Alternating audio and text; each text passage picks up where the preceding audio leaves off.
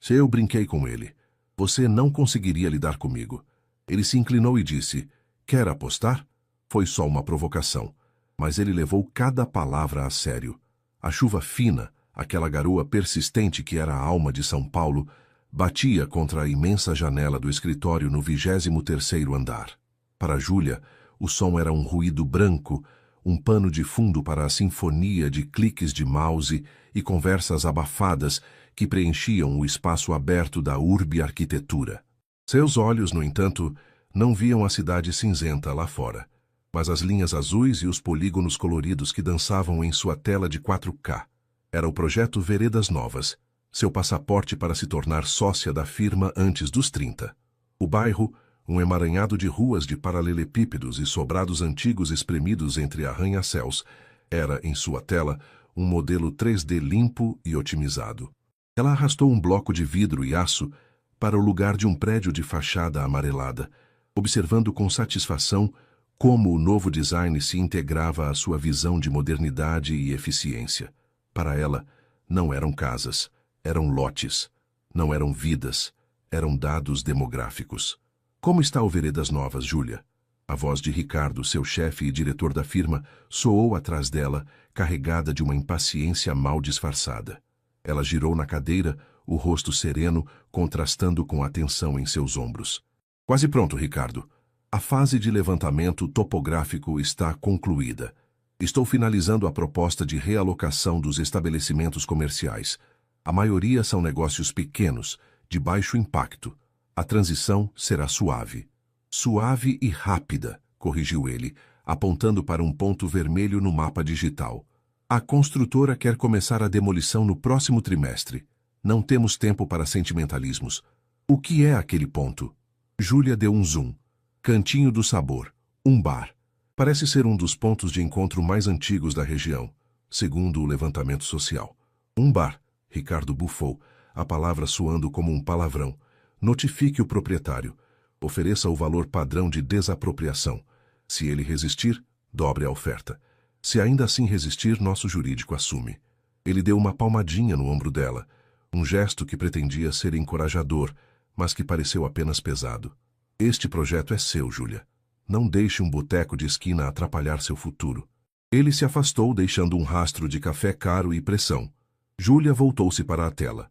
Cantinho do Sabor. O nome parecia antiquado, quase ingênuo. Ela precisava fazer uma última visita ao local, tirar algumas fotos, sentir a atmosfera para garantir que sua proposta de revitalização cultural soasse convincente para os investidores. Seria rápido, clínico. Entrar, documentar, sair. Enquanto arrumava sua pasta, o celular vibrou com uma mensagem de sua irmã. Jantar hoje? A mamãe fez lasanha. Júlia suspirou, digitando uma resposta rápida. Não posso. Trabalho até tarde. Manda um beijo. Ela amava sua família, mas o sacrifício era necessário. O sucesso não esperava por jantares em família. Vestindo seu blazer bem cortado, ela desceu pelo elevador espelhado. Sua imagem refletindo uma mulher que sabia exatamente o que queria. Lá embaixo, o caos controlado da Avenida Faria Lima a engoliu. No trânsito, enquanto o motorista do aplicativo reclamava do tempo, Júlia revisava os documentos em seu tablet. Ela não estava indo para um bairro, estava indo para uma zona de intervenção. E ela era a cirurgiã pronta para cortar o que fosse preciso para salvar o paciente, mesmo que ele não soubesse que estava doente. Sair do carro na rua do bairro foi como atravessar um portal para outra São Paulo. O ar, antes rarefeito e poluído, agora cheirava a terra molhada e a alho frito vindo de alguma janela. A sinfonia de buzinas foi substituída por uma bossa nova que escapava de um rádio, misturada a risadas e ao barulho de peças de dominó batendo na mesa. As fachadas dos prédios, descascadas pelo tempo, eram cobertas por grafites vibrantes que contavam histórias. Crianças corriam na calçada, desviando de um cachorro vira-lata que dormia preguiçosamente ao sol, que finalmente ousara aparecer. Júlia sentiu-se imediatamente deslocada. Seu blazer cinza e seus sapatos de salto fino pareciam uma armadura inadequada para aquele ambiente. As pessoas a olhavam com uma curiosidade amigável, mas ela se sentia como uma inspetora, uma forasteira. Ignorando o desconforto, ela caminhou com passos firmes até encontrar a placa de madeira entalhada.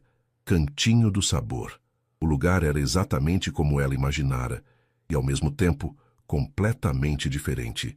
Era pequeno, com azulejos portugueses nas paredes e um balcão de madeira escura gasto pelo tempo e pelos cotovelos de gerações de clientes. O cheiro era uma mistura reconfortante de café fresco, cachaça e o tempero de alguma comida caseira que borbulhava nos fundos. Atrás do balcão, um homem secava um copo com uma calma que parecia imune à pressa do mundo. Ele era alto, com braços fortes que a camiseta preta simples evidenciava. O cabelo escuro estava levemente bagunçado, e um sorriso fácil brincava em seus lábios enquanto ele conversava com um senhor de chapéu sentado no balcão. Quando seus olhos encontraram os de Júlia, o sorriso não vacilou. Boa tarde. Vai querer um café para espantar o frio ou algo mais forte para esquecer os problemas? Ele perguntou, a voz com um timbre rouco e acolhedor. Júlia se aproximou, colocando sua pasta de couro sobre o balcão, criando uma barreira sutil entre eles. Na verdade, estou procurando o proprietário. Léo, certo? O sorriso dele diminuiu um pouco, dando lugar a uma expressão de cautela. Sou eu. E você é... Júlia. Sou a arquiteta responsável pelo projeto Veredas Novas. A mudança na atmosfera foi instantânea. O senhor de chapéu parou de sorrir. O som da bossa nova pareceu distante. Léo colocou o copo no balcão com uma firmeza deliberada. Ah, a revitalização. Ouvi falar. A turma do progresso que acha que nosso bairro precisa ser salvo de si mesmo. O tom era cortante, mas seus olhos ainda a analisavam com uma intensidade que a desestabilizou. O projeto trará melhorias significativas para a infraestrutura, segurança e valorização dos imóveis. Recitou ela o discurso que ensaiara tantas vezes. Léo riu, um som baixo e sem alegria. Valorização? Você quer dizer que meus vizinhos não vão mais poder pagar o aluguel? Que a dona Cida vai ter que fechar a padaria dela para dar lugar a uma boutique de pães artesanais? Isso não é progresso, moça. É expulsão com nome bonito. Eu entendo sua preocupação, mas a mudança é inevitável, disse Júlia, tentando manter o controle. Meu trabalho é garantir que a transição seja o mais justa possível. Justa? Você está sentada em um escritório com ar-condicionado, decidindo o destino de pessoas que você nunca viu. Isso não te parece um pouco arrogante? A palavra a atingiu. Ela ergueu o queixo, o fogo da irritação subindo por seu rosto. Eu sou profissional. Lidar com pessoas apegadas ao passado faz parte do meu trabalho. É uma reação emocional, mas os números não mentem. Ele se apoiou no balcão, diminuindo a distância entre eles. O cheiro dele era uma mistura de café e algo amadeirado, masculino. Você fala de números, eu falo de alma. São coisas que você não coloca numa planilha. Ele a olhou de cima a baixo, um brilho de desafio nos olhos. Você, com todo esse seu planejamento e controle, você é tão rígida. Não entende nada deste lugar. Não entende nada de gente como a gente. A ousadia dele a deixou sem fôlego por um instante. Um impulso tomou conta dela, uma vontade de quebrar aquela confiança inabalável. Com um sorriso irônico, ela rebateu em voz baixa. Você não conseguiria lidar comigo. Ele parou, o desafio pairando no ar entre eles. O mundo ao redor pareceu desaparecer. Um sorriso lento, perigoso, se espalhou pelo rosto de Léo. Ele se inclinou ainda mais, a voz um sussurro que fez sua pele se arrepiar. Quer apostar? A pergunta de Léo. Quer apostar? Pairou no ar denso do boteco, carregada de eletricidade. O mundo em volta pareceu retomar seu movimento em câmera lenta. O senhor de chapéu no balcão ergueu as sobrancelhas interessado. O tilintar dos copos nos fundos cessou. Júlia sentiu os olhares sobre ela, e uma onda de teimosia a percorreu. Ela não era mulher de recuar diante de um desafio, especialmente vindo de alguém que a julgava sem a conhecer. Uma aposta? Ela repetiu, a voz mais firme do que se sentia. O que exatamente você está propondo? Que eu troque minha prancheta por uma bandeja? Um sorriso de canto de boca surgiu nos lábios de Léo. Ele se endireitou, dando a ela um pouco de espaço para respirar. Não, algo muito mais perigoso para você. Ele gesticulou para o ambiente ao redor, para as paredes cheias de fotos amareladas e flâmulas de times de futebol. A aposta é sobre isso. Sobre o que você não consegue ver daí do seu pedestal de vidro e aço. Ele se apoiou no balcão, os braços cruzados, o olhar fixo no dela. Eu aposto que não consigo te fazer mudar de ideia sobre o seu projeto. Mas para isso você vai ter que jogar o meu jogo. Júlia arqueou uma sobrancelha. Que seria... Você vai passar uma semana aqui. Não como arquiteta, não como a doutora Júlia do Veredas Novas. Você vai vir como Júlia. Eu vou te mostrar o bairro através dos meus olhos. Vou te levar para comer na Dona Cida, te apresentar ao seu Afonso, o sapateiro que tem a loja na família há 80 anos. Você vai ouvir o samba do grupo da comunidade na sexta-feira e vai tentar me vencer no truco. Você vai ouvir as histórias que essas paredes contam. A proposta era absurda, invasiva, completamente antiprofissional e, por alguma razão, terrivelmente tentadora. E se, depois de tudo isso, eu ainda achar que meu projeto é a melhor solução? Ela contrapôs, a mente já calculando as variáveis. Se depois da sua turnê sentimental os fatos continuarem sendo fatos e a revitalização for necessária. Aí, Léo fez uma pausa, e por um momento a confiança em seu rosto vacilou, revelando o medo real que estava por baixo de sua bravata. Se você passar por tudo isso, olhar nos olhos dessas pessoas, e ainda assim achar que um prédio espelhado é mais importante, então eu perco. Eu vou à sua apresentação formal, vou ouvir calado e vou aconselhar meus vizinhos a aceitarem a melhor oferta que conseguirem. Eu paro de ser uma pedra no seu sapato. Era uma oferta inacreditável. A resistência de Léo era o maior obstáculo do projeto. Se ele cooperasse, o caminho estaria livre. Tudo o que ela precisava fazer era passar alguns dias em um bairro pitoresco, fingir interesse e manter sua convicção. Era fácil, era lógico. E se eu ganhar? Ele perguntou a voz baixa. Se você em algum momento perceber o que está em jogo aqui. Isso não vai acontecer, ela disse, talvez mais para si mesma do que para ele. Mas e se acontecer? Ele insistiu. Júlia suspirou, sentindo o peso do desafio. Se você me provar que o valor imaterial, como você diz, supera os benefícios tangíveis do meu projeto, eu volto para a minha prancheta. Eu mesma apresento ao meu chefe uma contraproposta. Um projeto de revitalização que preserve a estrutura e a identidade do bairro, em vez de demoli-la. Vai ser um inferno na minha carreira, mas essa é a minha condição. Léo a encarou por um longo momento, avaliando-a.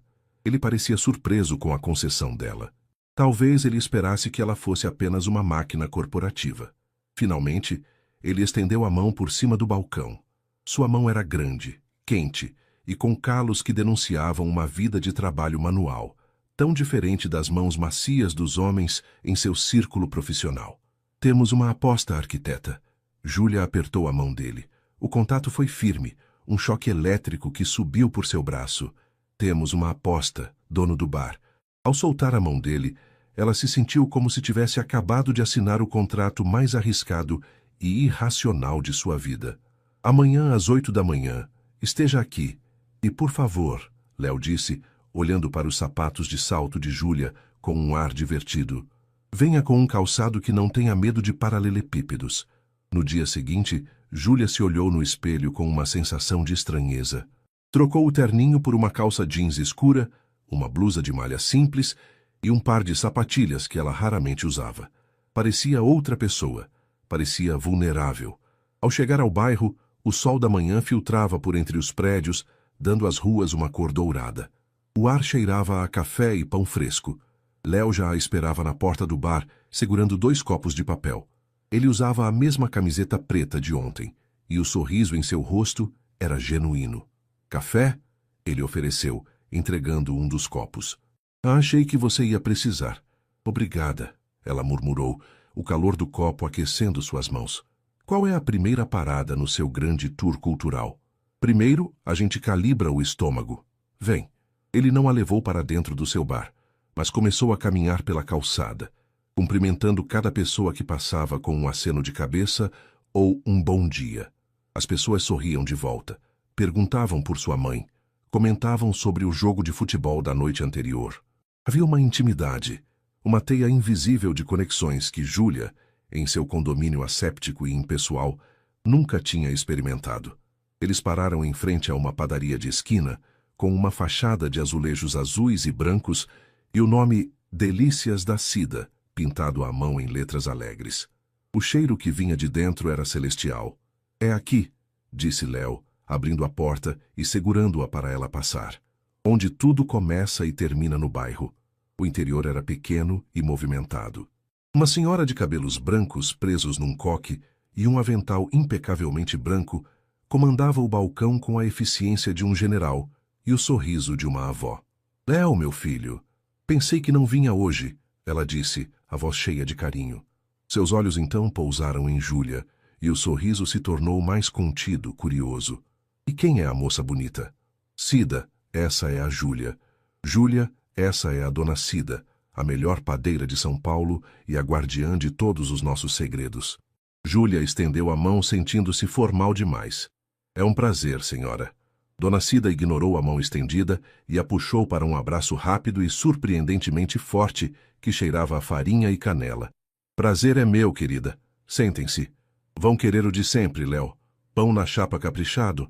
Exatamente, disse Léo piscando para Júlia. E um sonho para a nossa visita. Por conta da casa. Enquanto se sentavam em uma pequena mesa de metal, Júlia observava. O lugar era antigo.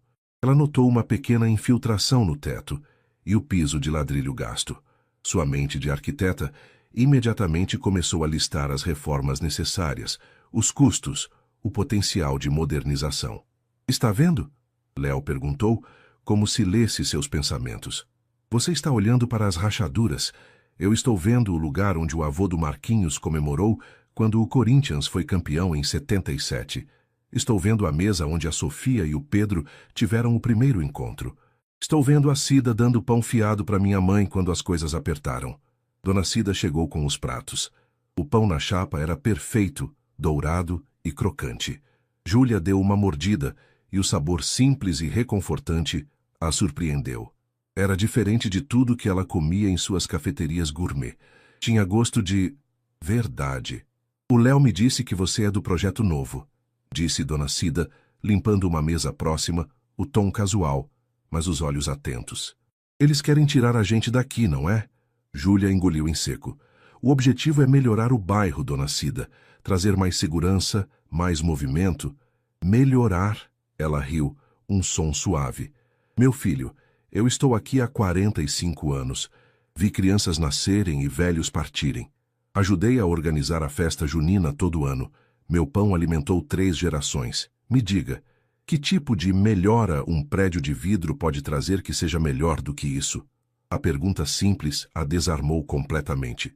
Ela olhou para Léo, que apenas observava, comendo seu pão em silêncio. Ele não precisava argumentar.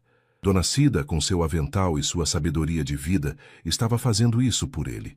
Júlia terminou seu café, a mente girando. Era apenas o primeiro dia, a primeira parada. E pela primeira vez, ela sentiu uma rachadura não no teto da padaria, mas em sua própria e inabalável certeza. O sol da tarde esquentava os paralelepípedos e o bairro parecia ter mudado de ritmo. A pressa da manhã dera lugar a uma calmaria preguiçosa. Júlia seguia Léo, a mente ainda processando as palavras de Dona Cida. Ela se sentia como uma turista em sua própria cidade, descobrindo texturas e sons que sempre estiveram ali, mas que ela nunca tivera a capacidade de perceber. Próxima parada, anunciou Léo, parando em frente a uma portinha de madeira escura, espremida entre um salão de cabeleireiro e um pequeno armazém. A vitrine empoeirada exibia alguns sapatos de couro de aspecto antigo e ferramentas que Júlia não saberia nomear. Acima da porta, uma placa de metal, gasta pela ferrugem, dizia Sapataria Andrade, desde 1948. O cheiro que os recebeu na entrada era forte, uma mistura de couro, cola e graxa, que parecia ter impregnado as próprias paredes. O lugar era escuro e atulhado, iluminado por uma única lâmpada pendurada sobre uma bancada de trabalho robusta. Sentado ali, curvado sobre um sapato feminino, estava um homem idoso, de cabelos brancos e ralos, com óculos de aros grossos na ponta do nariz. Seu Afonso está muito ocupado para uma visita? Perguntou Léo, a voz respeitosa. O velho ergueu os olhos, que brilharam por trás das lentes grossas. Um sorriso lento vincou seu rosto enrugado. Léo, para você nunca. O que manda? Sua atenção então se voltou para Júlia, analisando-a com um olhar que parecia ver mais do que as roupas que ela vestia. Essa é a Júlia. Ela está conhecendo o bairro, explicou Léo. Seja bem-vinda, disse seu Afonso, a voz baixa e um pouco rouca. Ele voltou ao seu trabalho, e por um momento, um silêncio constrangedor se instalou. Júlia não sabia o que dizer. Sua mente pragmática via um negócio fadado ao fracasso, um espaço pequeno, sem marketing, vendendo um serviço que a cultura do descarte tornara quase obsoleto. Foi então que o destino, ou talvez o calçamento irregular, interveio. Ao dar um passo para o lado para observar melhor as ferramentas, o salto fino de sua sapatilha prendeu-se numa fresta do piso de madeira. Com um estalo seco, ele se partiu. Júlia soltou um suspiro de frustração, desequilibrando-se. Léo a segurou pelo braço, firmando-a. Parece que você veio ao lugar certo, disse ele, com um sorriso divertido. Constrangida, Júlia tirou o sapato danificado. Seu Afonso estendeu a mão, sem dizer uma palavra. Ela entregou a sapatilha a ele.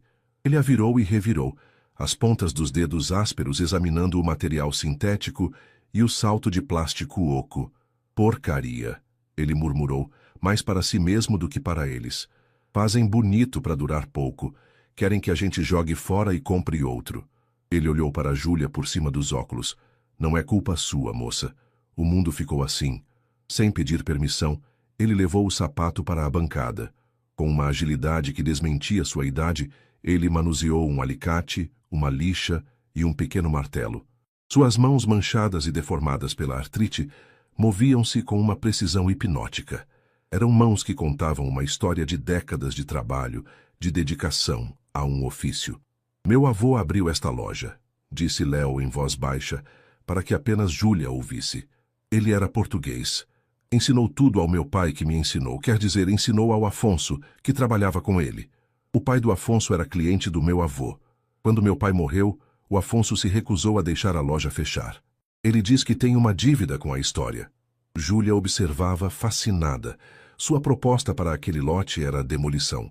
Aquele espaço, que continha quase 80 anos de história, de serviço, de memória, em sua planta, era apenas um polígono a ser substituído por um espaço gourmet no térreo de um novo edifício. Em poucos minutos, seu Afonso terminou. Ele havia removido o que restava do salto quebrado e, de uma caixa cheia de peças, encontrou um substituto de madeira maciça, lixando-o e fixando-o com uma cola potente e pequenos pregos. O conserto era robusto, visivelmente mais forte que o original. "Quanto eu devo?" perguntou Júlia, pegando a carteira. Seu Afonso empurrou a mão dela gentilmente. "Cortesia da casa. Considere um presente de boas-vindas ao bairro de verdade." Ele lhe entregou o sapato. "Agora vai durar mais." Júlia calçou a sapatilha. Estava perfeita. Ela olhou para o rosto enrugado do velho sapateiro, para suas mãos habilidosas, e sentiu algo que não esperava. Uma profunda sensação de respeito. Aquele homem não estava apenas consertando um sapato. Ele estava defendendo um modo de vida, e ela era a pessoa designada para destruí-lo. O fim da tarde chegou, pintando o céu de São Paulo com tons de laranja e roxo. O ar ficou mais frio, e as luzes dos postes e das janelas começaram a acender, criando uma atmosfera aconchegante. Júlia e Léo retornaram ao cantinho do sabor. O dia tinha sido longo, e ela se sentia mentalmente exausta, como se tivesse passado por uma prova intensa. O bar estava mais movimentado agora. Trabalhadores paravam para uma cerveja no caminho de casa, casais conversavam em mesas no canto, e o som ambiente era um zumbido agradável de conversas e risadas. Léo foi para trás do balcão, movendo-se com a familiaridade de quem nasceu ali. "Uma cerveja? Ou você é mais do tipo que bebe vinho?" Ele perguntou, pegando um copo. "Cerveja está ótimo", respondeu ela, sentando-se em um dos bancos altos, o mesmo lugar onde a aposta havia começado. Parecia ter sido há uma semana, não há um dia. Ele serviu um copo de chope com um colarinho perfeito e o deslizou pelo balcão até ela. "Então, sobreviveu ao primeiro dia no mundo real?" O tom era provocador, mas seus olhos eram gentis. Júlia tomou um gole da cerveja gelada. "Seu Afonso, ele é incrível. E Dona Cida? Ela balançou a cabeça, sem saber como terminar a frase. Eles amam este lugar. Não é só amor, Júlia. É identidade. É quem eles são. Você tira isso deles, e o que sobra? Ele secava um copo lentamente, o olhar perdido nas garrafas alinhadas na prateleira. Por que isso é tão importante para você, Léo? Ela perguntou, a curiosidade genuína superando seu profissionalismo. Você é jovem. Poderia vender este bar, pegar o dinheiro da indenização e abrir um negócio moderno em outro lugar. Um gastropub, talvez. Léo parou o que estava fazendo e olhou para ela. Ele apontou com o queixo para uma fotografia em preto e branco, pendurada em um lugar de honra na parede. Mostrava um homem sorridente com um bigode farto, servindo uma bebida no mesmo balcão onde eles estavam. Aquele é meu avô, Antônio. Ele construiu este balcão com as próprias mãos. Ele veio da Bahia com uma mão na frente e outra atrás, e ergueu isso aqui do nada. O bar era a sala de estar dele e os clientes a família que ele escolheu. Ele pegou outra foto, mais recente, colorida e um pouco desbotada. Um homem muito parecido com Léo sorria para a câmera. Este é o meu pai. Ele assumiu quando meu avô ficou doente. Ele me ensinou a tirar o chopp perfeito, a ouvir mais do que falar e a saber quando um cliente só precisa de um copo cheio e de silêncio. Ele me ensinou que este balcão é uma fronteira sagrada entre os problemas da rua e um momento de paz. Sua voz ficou mais baixa. Eu perdi ele há 5 anos. Câncer. A última coisa que ele me pediu foi para não deixar a luz do cantinho se apagar. Então não, eu não posso simplesmente vender. Isso não é um imóvel, não é um ponto comercial. É a história da minha família. É a minha promessa. Júlia ficou em silêncio, o copo de cerveja esquecido em sua mão. Pela primeira vez, ela via a profundidade daquele homem. Ele não era apenas um idealista teimoso. Era um filho guardando o legado de seu pai. Ela, que vivia planejando o futuro, nunca tinha parado para pensar no peso e na beleza do passado de alguém. Ela olhou ao redor para as paredes que ele defendia com tanta paixão. Não eram mais apenas paredes. Eram páginas de um livro que ela estava apenas começando a ler. E o protagonista da história parado à sua frente era muito mais complexo e cativante do que ela jamais poderia ter imaginado. Chegou a sexta-feira. Para a antiga Júlia, isso significaria um jantar de negócios ou, no máximo, uma taça de vinho caro em um bar silencioso e sofisticado da Vila Madalena. Para a Júlia da aposta, significava ser levada por Léo para o coração pulsante da noite do bairro, a roda de samba na praça. A praça, que durante o dia era um espaço tranquilo com crianças e idosos, transformava-se à noite. Fios de luzes coloridas foram estendidos entre as árvores, iluminando o círculo de cadeiras de plástico onde os músicos se sentavam. O ar estava impregnado com o cheiro de espetinhos na brasa e de cerveja. O som não era de um sistema profissional, mas vinha da alma. O ritmo contagiante do pandeiro, o choro do cavaquinho e vozes cantando em uníssono canções que pareciam pertencer a todos. Júlia sentiu-se como uma antropóloga em campo. Ela estava visivelmente fora de seu elemento, com sua postura ereta e um copo de plástico na mão, observando as pessoas com uma curiosidade quase clínica. Todos pareciam se conhecer.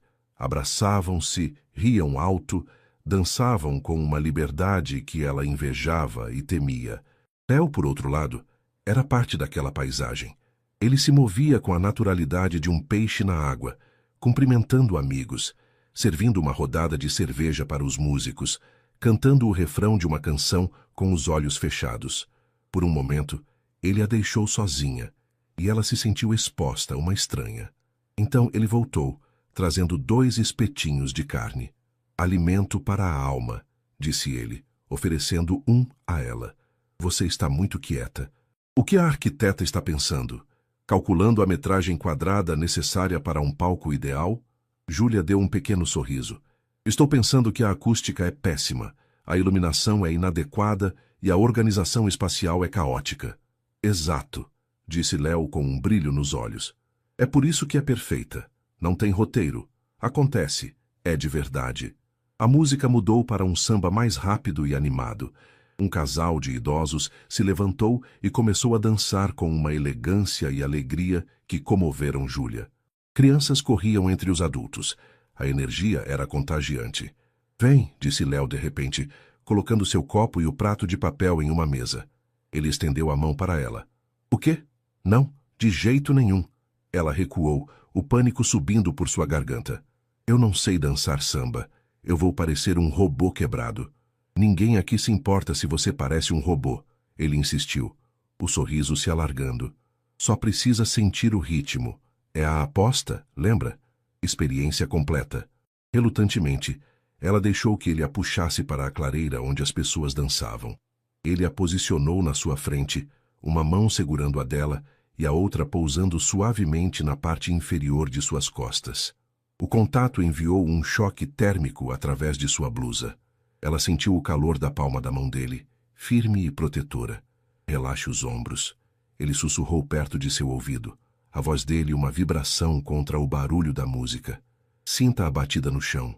2 para lá, 2 para cá. Só isso. Ela tentou. Seus movimentos eram rígidos, desajeitados. Ela pisou no pé dele 2 vezes, mas Léo não riu dela. Ele apenas continuou a guiá-la com uma paciência infinita, seu corpo movendo-se com a fluidez de quem tinha aquele ritmo no sangue. Aos poucos, sob sua orientação, ela começou a se soltar. Deixou de pensar nos passos e começou a sentir a música. Quando ela finalmente ergueu os olhos para o rosto dele, viu que ele a observava com uma intensidade que a fez prender a respiração. Não havia zombaria em seu olhar, apenas uma curiosidade terna. Naquele momento, sob as luzes coloridas, com o som do samba envolvendo-os, eles não eram adversários em uma aposta. Eram apenas um homem e uma mulher, conectados pela música e por uma atração que se tornava mais inegável a cada batida do coração. Júlia chegou em seu apartamento perto da meia-noite. O silêncio do lugar era ensurdecedor. Depois da explosão de vida da roda de samba, seu espaço, que ela sempre considerara elegante e minimalista, pareceu subitamente frio, estéril. Era um aquário de vidro com vista para uma cidade de luzes anônimas. Ela se serviu de um copo d'água na cozinha de aço escovado e se encostou na bancada de mármore gelado. Em sua mente, a música ainda tocava. Ela ainda podia sentir o calor da mão de Léo em suas costas, o cheiro de sua pele misturado ao da noite. Um rubor subiu por seu rosto. O que estava acontecendo com ela? Era para ser uma tarefa profissional, uma manobra estratégica, mas seus sentimentos estavam se tornando perigosamente desordenados. Seu celular tocou, o som estridente quebrando o silêncio. Era Ricardo. Seu coração afundou. Júlia, só ligando para saber do progresso, disse ele sem preâmbulos. Algum avanço com a resistência local? Aquele dono de bar já cedeu? Estou trabalhando nisso, Ricardo, respondeu ela, escolhendo as palavras com cuidado. É uma comunidade muito unida. Requer uma abordagem mais delicada. Delicadeza não paga as contas nem cumpre os prazos. Ele retrucou impaciente. A construtora está no nosso pé. Preciso de uma garantia de que esse obstáculo será removido até o final da próxima semana. Seu bônus e sua promoção à sócia dependem disso. Lembre-se do que está em jogo. A chamada terminou, deixando um eco de pressão e ameaça no ar. De repente, o sonho da noite foi substituído pela dura realidade de suas ambições. Ela caminhou até seu escritório em casa e ligou o computador. A maquete 3D do projeto Veredas Novas preencheu a tela, brilhante e imponente. Ela deu um zoom na área que seria a nova praça de alimentação, o coração do seu projeto. O lote pertencia ao Cantinho do Sabor. Ela clicou e as informações técnicas apareceram. Área, zoneamento, valor estimado, números, dados. Mas agora, ao olhar para aquele polígono azul, ela não via mais um lote. Ela via o balcão de madeira construído por um avô. Via o sorriso do pai de Léo em uma foto desbotada. Via as mãos de seu Afonso, manchadas de graxa, consertando seu sapato. Ouvia a risada de Dona Cida e sentia o cheiro de seu pão. Via os rostos sorridentes na roda de samba. E pairando sobre tudo, via o olhar intenso de Léo enquanto a guiava na dança. Aqueles não eram dados, eram fantasmas. Fantasmas de uma vida que ela tinha sido contratada para exorcizar em nome do progresso. Com um movimento brusco, ela minimizou a janela do projeto. Abriu um novo arquivo de design, uma tela em branco. Sua mão tremeu um pouco ao segurar a caneta digital. Ela olhou para a cidade lá fora, mas pela primeira vez não viu uma paisagem a ser conquistada. Viu um mosaico de bairros, de histórias, de vidas. Ela encostou a ponta da caneta na tela. Em vez de traçar as linhas retas e os ângulos agudos que definiam seu estilo, ela desenhou uma curva suave. Era o contorno de uma das árvores antigas da praça. Em seguida, desenhou a fachada da padaria de Dona Cida, não como um obstáculo a ser demolido, mas como um elemento a ser preservado. Ela não estava mais projetando para uma construtora, estava desenhando para pessoas. E sem perceber, no canto da página, ela começou a esboçar o rosto de Léo. O fim de semana foi um borrão para Júlia. Ela passou os 2 dias imersa em seu novo projeto, não por obrigação, mas por uma obsessão recém-descoberta. As linhas retas deram lugar a contornos que respeitavam as construções existentes. A praça de alimentação foi substituída por um pátio aberto que se integrava à roda de samba. Ela projetou uma reforma cuidadosa para a padaria de Dona Cida, modernizando a cozinha sem tocar na fachada de azulejos. Para o lote da sapataria, ela desenhou um pequeno ateliê-escola onde seu Afonso poderia ensinar seu ofício a jovens aprendizes. Era um projeto de revitalização, não de demolição. Era um plano que tinha alma.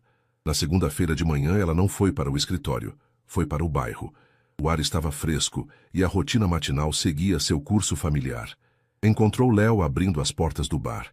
O olhar dele, ao vê-la, era uma mistura de esperança e ansiedade.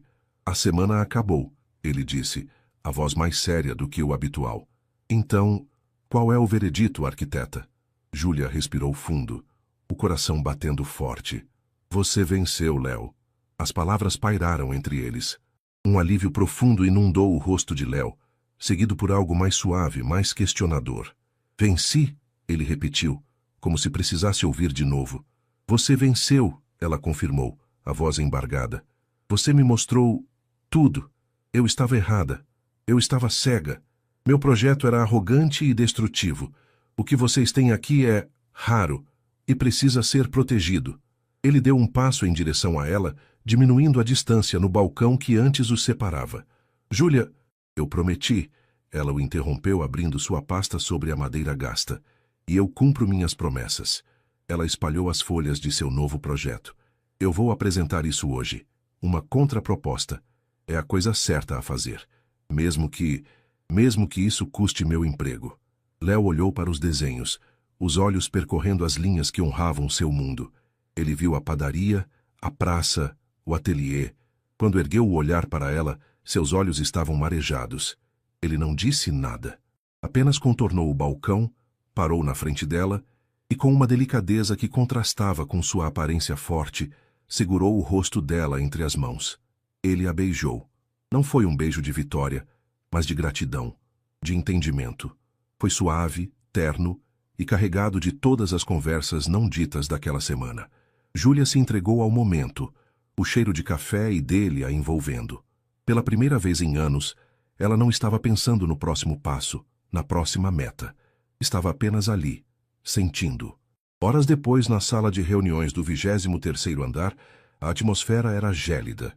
Ricardo e 2 investidores de ternos caros a encaravam do outro lado de uma longa mesa de vidro. Então, Júlia, disse Ricardo, com um sorriso predatório, mostre-nos como você resolveu nosso pequeno problema de relações públicas. Com as mãos trêmulas, mas a voz firme, Júlia apresentou seu novo projeto. Ela não falou de métricas de rentabilidade ou de otimização de espaço. Falou de Dona Cida, de seu Afonso, do samba na praça. Falou sobre legado, comunidade e identidade. Apresentou um plano que integrava o novo ao antigo, que geraria lucro através do turismo cultural e da valorização da autenticidade, em vez da substituição em massa. O silêncio que se seguiu foi pesado. Os investidores se entreolharam. Ricardo a fuzilava com o olhar, o rosto vermelho de raiva e incredulidade. Isso é uma piada, ele finalmente sibilou. Nós não estamos administrando uma ONG, Júlia. Estamos no negócio de construir o futuro, não de preservar museus empoeirados. O futuro não precisa apagar o passado, ela argumentou. Sua proposta é inviável, sentimental e completamente antiprofissional, disse um dos investidores fechando a pasta. Perdemos nosso tempo. Ricardo levantou-se, a fúria mal contida. Limpe sua mesa, Júlia. Você está fora. Sua carreira nesta cidade acabou. Júlia sentiu o golpe, agudo e doloroso. Anos de trabalho, de sacrifício, desmoronando em minutos. Mas enquanto juntava seus desenhos por baixo da dor, sentiu uma estranha leveza. Ela olhou pela janela para a cidade cinzenta e, pela primeira vez, não se sentiu parte daquela máquina. Ela tinha feito a escolha certa. Júlia saiu do prédio da Urbe Arquitetura carregando uma pequena caixa com seus pertences. A garoa fina começava a cair novamente, mas desta vez ela não a achou melancólica. Parecia purificadora. Sem pensar duas vezes, ela pegou um táxi. Para o Cantinho do Sabor, disse ela ao motorista, a frase soando natural, como se estivesse voltando para casa. Ela encontrou Léo varrendo a calçada, a testa franzida de preocupação. Quando ele a viu sair do táxi com a caixa, entendeu tudo. Júlia, ele começou largando a vassoura. Fui demitida, disse ela, tentando sorrir. Ricardo disse que minha carreira acabou. Ele a abraçou ali mesmo, no meio da calçada, sem se importar com a chuva fina que molhava os dois. Foi um abraço forte que dizia, eu sinto muito, e obrigado, e estou aqui, tudo ao mesmo tempo. Isso não é um fim, Júlia, é um começo. Naquela noite, o bar estava cheio, mas não era uma noite comum. Léo havia convocado uma reunião de emergência com os moradores e comerciantes. Dona Cida estava lá, seu Afonso, os músicos do samba, todos. Júlia, sentada em uma mesa com sua caixa ao lado, sentia-se nervosa como se fosse ser julgada. Léo se levantou. Pessoal, como vocês sabem, a construtora quer nos tirar daqui, e a pessoa que eles enviaram para planejar isso foi a Júlia. Um murmúrio percorreu o local. Mas o que eles não esperavam, continuou ele, a voz subindo, é que a Júlia tem mais caráter e coração do que todos eles juntos. Ele contou a história da aposta, da contraproposta dela e de como ela sacrificou o próprio emprego para defendê-los. Ao final, ele abriu os desenhos dela sobre uma mesa de sinuca. As pessoas se aglomeraram, os rostos passando da desconfiança para a surpresa e depois para a admiração. Dona Cida aproximou-se de Júlia e pegou sua mão. O que você fez? Ninguém nunca lutou por nós assim, minha filha. A partir daquele dia, Júlia encontrou um novo propósito. Ela não tinha mais um escritório no 23º andar, mas tinha uma mesa reservada no Cantinho do Sabor. Com sua expertise e o conhecimento da comunidade, eles montaram uma resistência organizada. O novo projeto de Júlia se tornou a bandeira deles. Eles entraram com um pedido de tombamento histórico, organizaram eventos para atrair a atenção da mídia e criaram uma cooperativa para fortalecer os negócios locais. A luta seria longa e difícil. Não havia garantias de vitória contra o poder do dinheiro e da especulação imobiliária. Mas algo fundamental havia mudado. Eles não estavam mais apenas reagindo, estavam construindo. Meses depois, numa tarde ensolarada, Júlia estava sentada na sua mesa no bar, o laptop aberto ao lado de um copo de cerveja. Ela trabalhava em uma apresentação para a subprefeitura. Léo se aproximou por trás e pousou as mãos em seus ombros, massageando a tensão ali. Como vai a melhor arquiteta do bairro? Ele sussurrou em seu ouvido. Ela sorriu inclinando a cabeça para trás para olhá-lo. Cansada, mas feliz. Ela pegou a mão dele. Sabe, você nunca me disse qual era a sua parte da aposta. O que eu teria que fazer se perdesse? Léo riu, um som quente e familiar. Ele se inclinou, o rosto perto do dela, o mesmo brilho de desafio nos olhos que ela vira no primeiro dia. Eu ia te convidar para um encontro, e depois para outro, e continuar te convidando até você perceber que eu conseguia, sim, lidar com você. Júlia sorriu, o coração cheio. Quer apostar que eu já sabia disso? Ele a beijou, e ao redor deles, a vida do bairro continuava, vibrante e resiliente. A aposta tinha terminado, mas a verdadeira construção estava apenas começando.